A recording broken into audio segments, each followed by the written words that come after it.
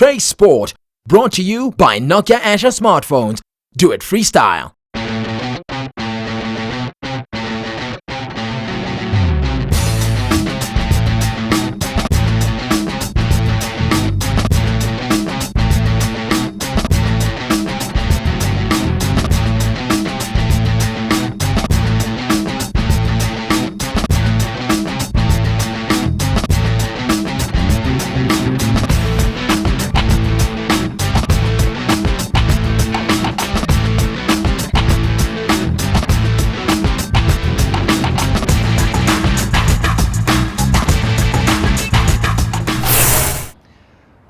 So yeah, I was born 1990 on the 27th of April.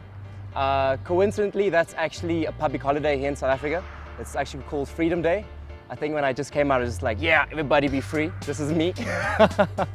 I was actually born in a small little city just outside of Durban called Pietermaritzburg. I was pretty much just born there, didn't really grow up there.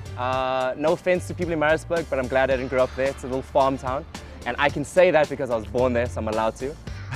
I've pretty much lived in Durban pretty much all my life, throughout my childhood, my teenage years, my schooling years, my university years. So I'm pretty much a Durban boy, or as we like to call it, I'm a Durbanite. And yeah, so how I got into breaking, pretty much I was like in grade 6, I think I was about like 11, 12 years old at the time. And there was this one kid at school. He was like this nerdy kind of looking guy, like really skinny, wore glasses. And then he's like, hey guys, you know, guess what my cousin actually taught me? Like he taught me like how to break dance. I'm like, what? Like, nah, you can't break dance. Like, no, seriously. Then the next thing we know, he's doing like some windmills, he's doing some 6-steps and some freezes. And then we were just like, whoa, dude, like what the hell? Like that's so awesome. So like every lunch break, like we always just used to like go and like watch this guy just like practice his moves. And then eventually one day he was just like, hey, I mean, if you guys are interested, do you want to learn? We're like, yeah, why not? So pretty much there was a small group of us at that time, and then he just like showed us like what he knew because his cousin was in Cape Town. And pretty much at the time, Cape Town, that was the known city for breakdancing. Like for us, like when we were starting, we're like, man, you gotta move to Cape Town. That's where all the breakers are. That's where it's happening. That's where the comps are. That's where all the guys who represent SA are. So we were like, damn, if he's from Cape Town, he must be really good. So pretty much this friend of ours, he just like showed us what he knew. And then he went on to high school, and then the small group of us that was left, we were then in grade 7, so we were then the seniors of the school, and we were pretty much just breaking like all day, every day. Every like lunch break, tea break, we just there practicing our moves, 6-steps, flares, hurting ourselves like crazy. I think I probably still have some of the scars actually, because we used to practice on grass. If not grass, then we used to practice like on the concrete, like where the cricket nets were. So it went from bad to worse, really. But I think that was the best way to learn, actually, just by like, you know, like just trial and error, hurting yourself, you know, just having fun with it. I think that's also why I'm actually still doing it now, because I've always been involved and surrounding myself with other people who are doing it, and especially friends that are doing it. It's always hard trying to do something, especially something like breaking, when you have to be like so determined. It always helps if you have someone to help you out.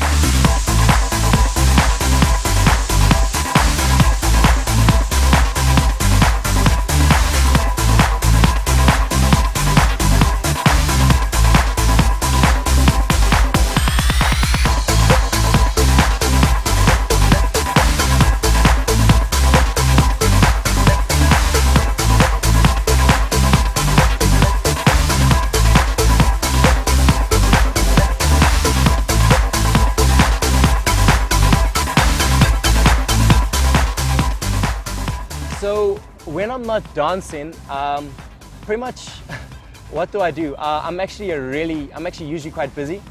I actually study part-time. I'm studying video technology. Last month I actually graduated and I got my diploma, which is pretty awesome, rad. So hopefully next year I'll actually be doing my degree, so I'll be heads in the books. I also do some part-time work for video companies. You know, just help out on some shoots sometimes, like on the weekends or so when I'm free. Either music videos, even like help out with like some live sports. Sometimes I even dance for the companies that I'm working with. I actually dance in their music videos. So that's pretty cool. I get paid to dance and get paid to film. So I do that. That's one aspect that I do. Also, I actually play in a band. I play in a death metal band. Yes, I said it, a death metal band. I play bass for a Durban band called In the Mouth of Madness. Facebook it. I actually really enjoy my music, especially my metal. So for me, like, it seems like a really good pastime, playing bass, being on stage. The way I see myself is that I'm a natural performer. I just like being on stage, like acting goofy, being crazy. That's why I think death metal works for me perfectly, because whenever I just want to headbang, it's just awesome. Everyone's like, yeah, do it. That's awesome. That's how we do things. So I've got that as well. So I've got the video, and then I've got the band. And then also, when I'm personally myself not really dancing for any competitions or for any shows or any training like that, I actually also teach. I spend quite a bit of time teaching. I teach all around Durban, probably at about 4 different studios. And that's from like the north of Durban, central Durban, and also the south of Durban. Each one teach one, that is the motto. I remember when I started dancing, there was no one to help. There wasn't really anyone to help show us how to get from beginner to the intermediate to the advanced. So it feels good when I'm actually able to help some of these kids who are interested in breaking, and to help them sort of like get better and sort of to like reach that next level.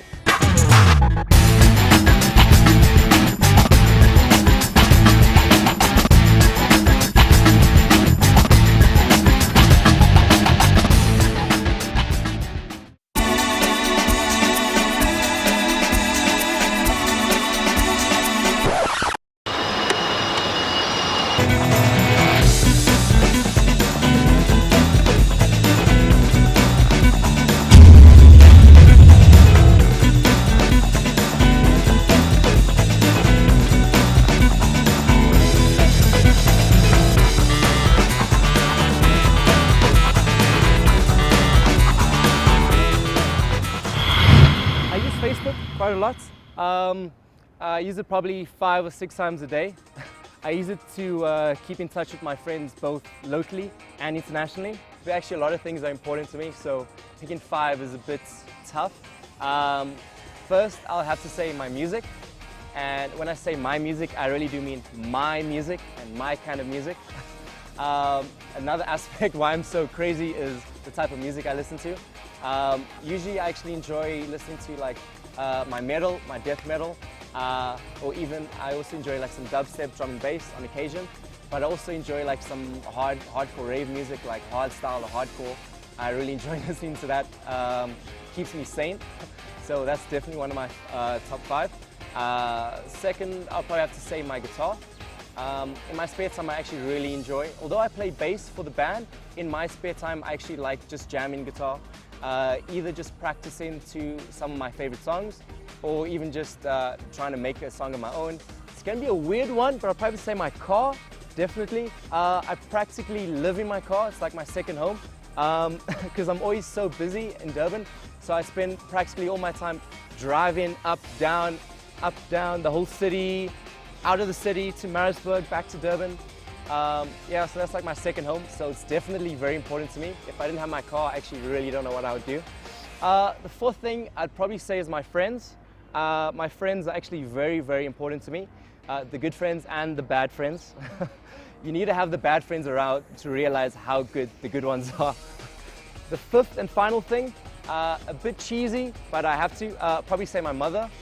My mother practically raised me and my brother on her own. I actually really don't know where I'd be without her, so I'm definitely going to give a shout out to you. So, to you, Mum. So, what attracted me to breaking? For me, like the freedom, the aspect of freedom, to be free, to be unique. There is no right or wrong. There's just a good way and a bad way, a way that works or a better way that works, pretty much, so to speak. You never really get like a wrong technique or wrong way of doing things. It's always like, how do you want to do things? And for me, I mean, I feel I'm a very creative person. I'm a person who likes to sometimes sit down, focus, concentrate, think. I like to keep my mind busy. And now when you take something like breaking, where there are all these moves and all these combinations and all these steps to learn, and the way you put them together is all up to you. It's up to your own personal interpretation. That's a lot of freedom. That's a lot of chance to be unique, because you actually have to describe yourself, who you are as a person, and your character when you dance, to help you sort of stand out from the crowd. The fact that you don't really have to do all those moves. You can actually create your own moves, you can create your own flow. And to me, I think that's like something like so important and so special, especially in today's society, just to stand out and just to be yourself. And for me, breaking, that's like the best way I found to actually stand out and be unique and to be myself. So I'd probably say that's actually attracted me the most. Probably also the fact that I can actually, because I've been doing it half my life, I actually apply it to a lot of things in real life. Like the way I dance is actually the way I see myself in life, in real life. Like when I first started out, I was never really good at battling or at doing competitions because I never really had much confidence. Whenever I used to dance, my head was always down like this. I'd never look at my opponents. And that was just because I wasn't a confident person. Once I actually became more confident in life, my dancing style changed. So as my dancing changes, the person I am changes as well. And I think that's something very strong, very unique, and very personal to myself, and something very important. And something, I can't really describe to someone else, something you just know, and it's something that's unique to me.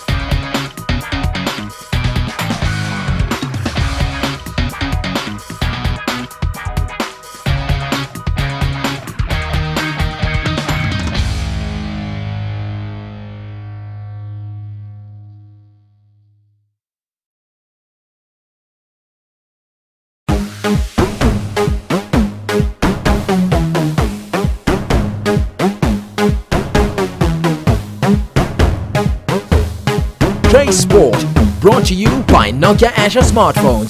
Do it freestyle.